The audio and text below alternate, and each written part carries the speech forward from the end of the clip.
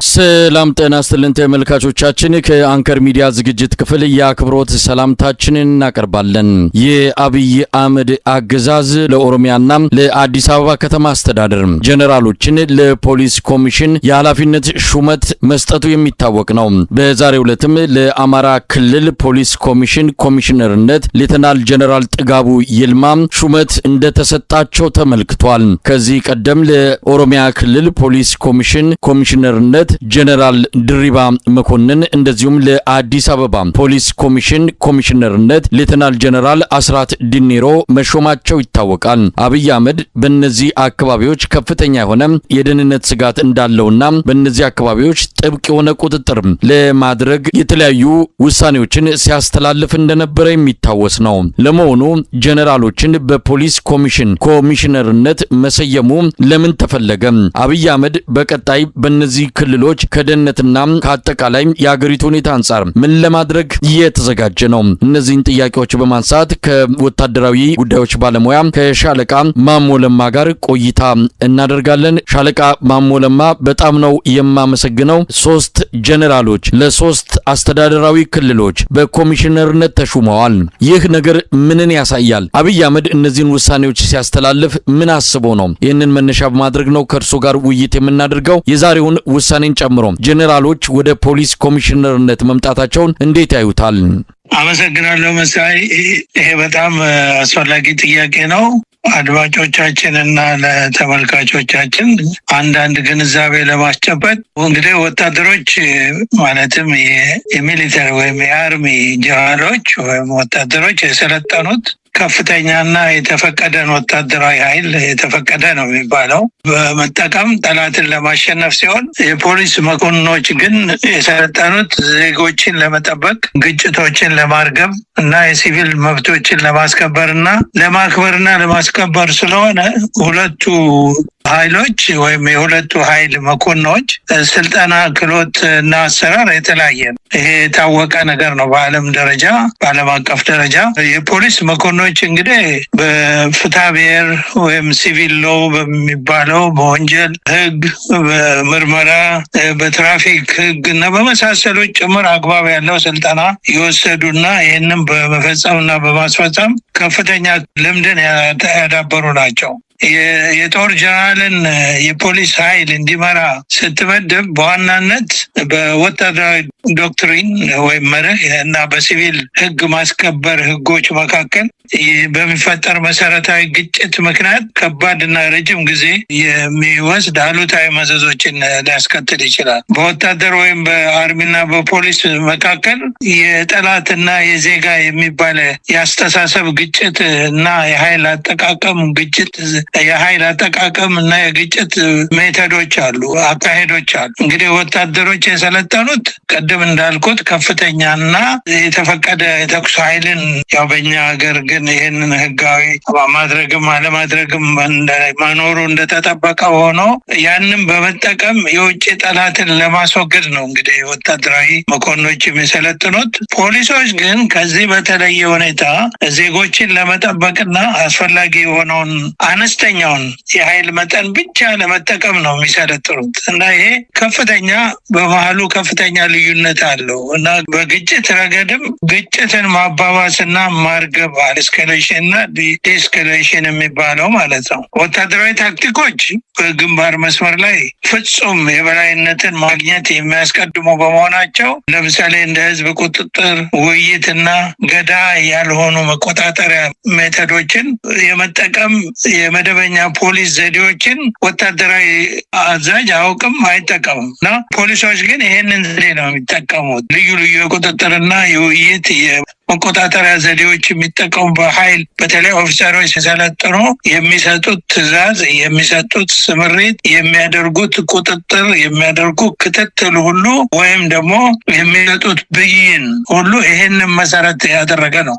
የአርሚ ኦፊሰር ወይ አርሚ መኮንኖች ግን ቅድም እንዳልኩት ወታደራዊ ኃይል በውጊያ ላይ ያተኮረ የአመራር ዘይቤ ውስጥ ስለሆነ ስልጠናቸውም ሙያቸውም ክህሎታቸውም ልምዳቸውም እና በሲቪል መብቶች ጥሰቶችን ህገወጥ እስራቶችና ኃይለኛ የሆነ ፍተሻና የመያዣ እርምጃዎችን እንዲጨምሩ ያደርጋል። የወታደር አመራር ሲኖር ለምን በፖሊሱ መስመርና በፖሊሱ ህግ መሰረት የሰለጠነ ባለመሆኑ እነዚህ ሁለት ነገሮች የሚጋጩ ነው የሚሆኑት እና ከዚህ ሌላ እንደዚህ ወታደራዊ አሰራር እና የወታደራዊ አዛዥ አመራር በሚኖር ጊዜ በህዝብና በፖሊስ ኃይል መካከል እምነት ማጣት ይፈጠራል እና ከማህበረሰቡ ፖሊሱና በማህበረሰቡ ይራራቃል የሚል ነው የዓለም ተሞክሮ። ስለዚህ ለፖሊስ ስራ የወታደራዊ አሰራርን መከተል በጦር ሜዳ አስተሳሰብና ጥበቃ ስር ያውላል ህዝብን። ምናልባት ይህም ተፈልጎ ሊሆን ይችላል። አሁን በኢትዮጵያ ውስጥ ይሄ ሹመት በየቦታው የሚበረታው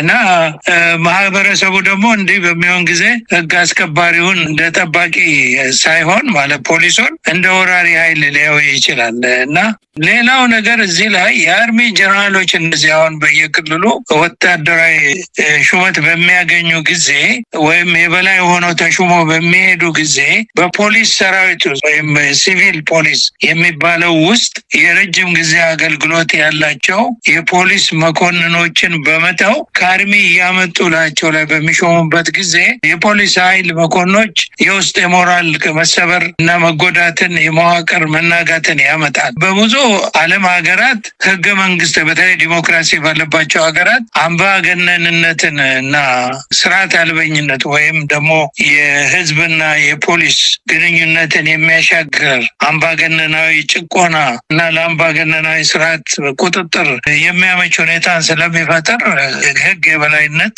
ባለበት እና ዲሞክራሲያዊ ስርዓት ባለባቸው ሀገሮች የአርሚ ጀነራልን የአርሚ ኦፊሰሮችን በፖሊስ አዛዥነት መሾም ወደ አምባገነን ስርዓት የሚወስድና ዲሞክራሲን የሚያፋልስ ተደርጎ ስለሚታይ የተወገዘ ነው፣ የማይፈለግ ነው፣ የማይደረግ ነው። እንደው ሻለቃ ማሞ አሁንም ስርዓቱ አምባገነን ነው በስልጣን ላይ ያለው የአብይ አህመድ አገዛዝ፣ ምናልባትም ሌላ ቃል ካልተገኘለት በስተቀር ከአምባገነንም በላይ ነው። ይሄ ስርዓት ወደ አምባገነንነት ይወስዷል ይባላል ወይ? እንዲህ አይነት እርምጃዎችን በሚወስድበት ጊዜ ከአምባገነን በላይ ምን ሊሆን ነው? ምናልባት ወታደራዊ አገዛዝም ከዛም በላይ ሌላ ልንጠቅስለት እንችላለን። ምክንያቱም እንዲህ ከማድረጉም በፊት እነዚህን ወታደራዊ ጄኔራሎች ለፖሊስ ተቋማት ኃላፊ አድርጎ ከመሸቡ በፊትም በጣም አምባገነን መንግስት እንደሆነ የተለያዩ ዓለም አቀፍ ተቋማት፣ የሰብአዊ መብት ድርጅቶች፣ ጋዜጠኛ መብት ተሟጋቾች በሙሉ እየገለጹት ያለ አገዛዝ ነው። ስለዚህ እንዲህ ማድረጉ ወደ ምን እየሄደ ነው ማለት እንችላለን? በትክክል ኢትዮጵያ ውስጥ ያለው አገዛዝ አሁን በስልጣን ላይ ያለው አገዛዝ ከአምባገነንም የከፋ የጠባብ የዘር ፖለቲካ የሚያራምድ አገዛዝ ስለሆነ ከዛም የላቀ በሀገርና በሕዝብ ላይ ከፍተኛ በደልና ሕግ አልባነት የሚያመጣ እንደሆነ በተግባር እየታየ ነው። ግን ምንድነው የዲሞክራሲና የሕግ የበላይነት የፍትህ በሰፈነባቸው ሀገሮች ቀጥተኛ ትርጉሙ አርሚ ኦፊሰርን የፖሊስ ሰላማዊ ፖሊስ አዛዥ አድርጎ መሾም ወደ አምባገነናዊ መንግስትነትና ወደ ጭቆና ወደ ዲሞክራሲ ስርዓት መናጋት የሚወስድ አድርገው እንደሚወስዱት ለመግለጽ ነው ያንን ያነሳሁት። ግን አሁን ኢትዮጵያ ውስጥ ባለው ሁኔታ ያለው የብልጽግና አገዛዝ ዴስፐሬሽን ይመስለኛል ይሄን የሚያደርገው። ለምን በሽምቅ ውጊያ እና አንዳንድ በዚህ በድራግ ንግድ ሀገርን ሽብር ላይ በሚሆን ጊዜ እንደዚህ የአርሚ አዛዦችን ወደ ፖሊስ አዛዥነት በመለወጥ ብዙ ሀገራት ላይ እንዲህ አይነት ተሞክሮ ተካሂዶ በብዙ ሀገራት ላይ ከፍተኛ ጉዳት አምጥቷል። ለምን የፖሊስ ሰንተን የዚህ ህግን ተከትሎ የመስራት አቅም ያለው በፍትሐ ብሔር ህግ፣ በሲቪል ሎ፣ በወንጀል ህግ ተመርቶ የሚሰራ ፖሊስ ኃይል በወታደራዊ አመራር ምክንያት ወደ ወታደራዊ ኃይልነት እየተለወጠ ስለሚሄድ በህዝብና በሀገር ላይ ከፍተኛ ጉዳት ያመጣባቸው የብዙ ሀገር ተሞክሮች አለ እና አሁንም ካለው ዴስፐሬሽን አኳያ ያለውን የሽምቅ ውጊያ በሌላ መንገድ ከመፍታት ይልቅ የፖሊስ ኃይሉንም ጠቅልሎ ምናልባትም ይሄ የፖሊስ ኃይል ሆኖ የተዋቀረው ከህዝባዊ ኃይልና ከአሁን በፊት ልዩ ኃይል ይባሉ ከነበሩት ጋራ አሁን ልዩ ስም የተሰጣቸው ምናልባት ምክንያቱም ከሚሊሻው ኃይል ጋርም በማቀነባበር በአንድ የበላይ የፖሊስ ስራ አድርጎ በመምራት ከመከላከያ ወይም ከአርሚው ጋራ ወደ ጸረ ሽምቅ ውጊያውን ለማጥፋት በሚደረገው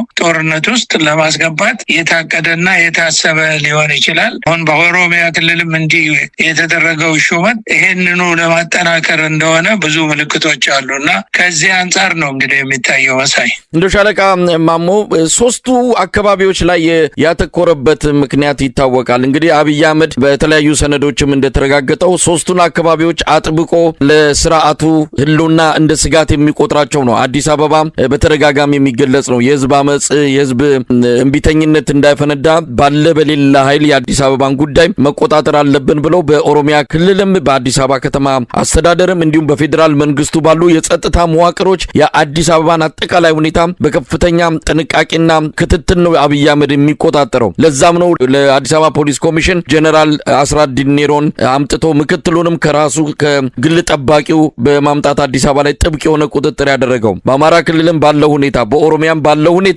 እነዚህ ሶስት አካባቢዎች ላይ የተለየ ትኩረት ያደረገው ለስልጣኑ ህልውና አደጋ ናቸው ብሎ ስላመነ ነው። ምናልባት ይህም በማድረጉ እነዚህ አካባቢዎች ላይ ምን የተለየ ነገር ሊደረግ ይችላል? እነሱ በተለየ ሁኔታ ለአብይ አህመድ የህልውና አደጋ መልስ ሊሰጥ የሚችል ቁጥጥር ሊያመጡለት ይችላሉ? ምን የተለየ ነገር ሊያይ ይችላል እነዚህን ሰዎች በመመደቡ?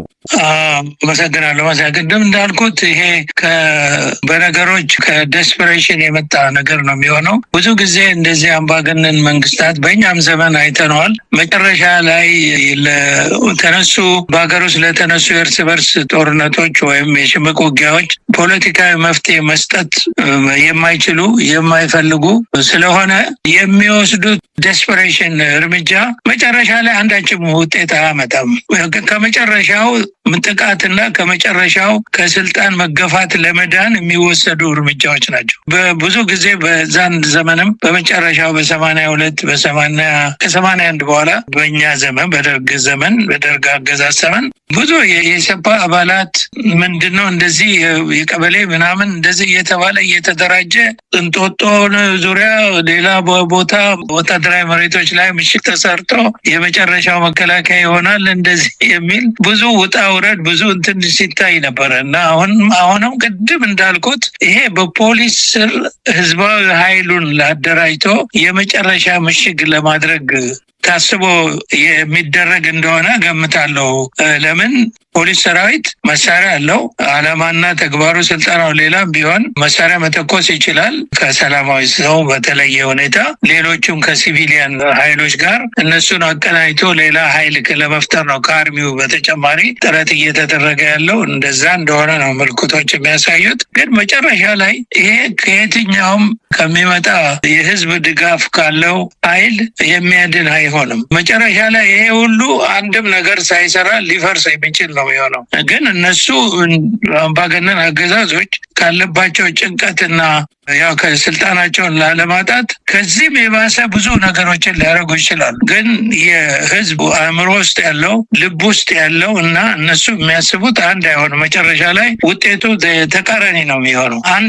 እኛ እኮ በአንድ ግንባር ያለ አንድ አርሚ እኮ ምንም አይነት ውጊያ ሳያደርግ እኮ በቃ እንዳለ እኮ ምንም ነገር ሳያደርግ አዲስ አበባ እኮ ተደርሷል። ገና ደሴ፣ አሁን በወሎ በኩል ደሴ፣ ከዛ በላይ ያሉ መሬቶች ካራ፣ ደብረሲና ምን ድረስ ስንት ወታደራዊ መሬቶች ስንት የውጊያ መሬቶች አሉ እየተባለ ምንም ነገር ሳይሆን እኮ ነው። የአዲስ አበባ ዙሪያም ሲፎክር ወዲያ ወዲህ ሲወጣ የነበረ አዲስ አበባም ዙሪያ የተደረገ ውጊያ የለም። እንደዚሁ ነው።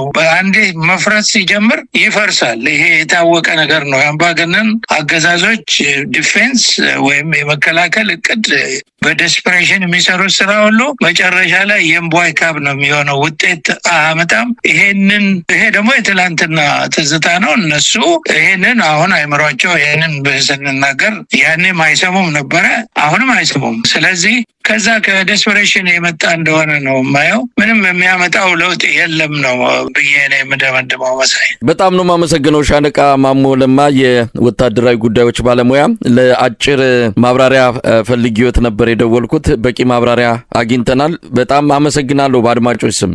እኔም አመሰግናለሁ መሳይ። ደህና ዋል።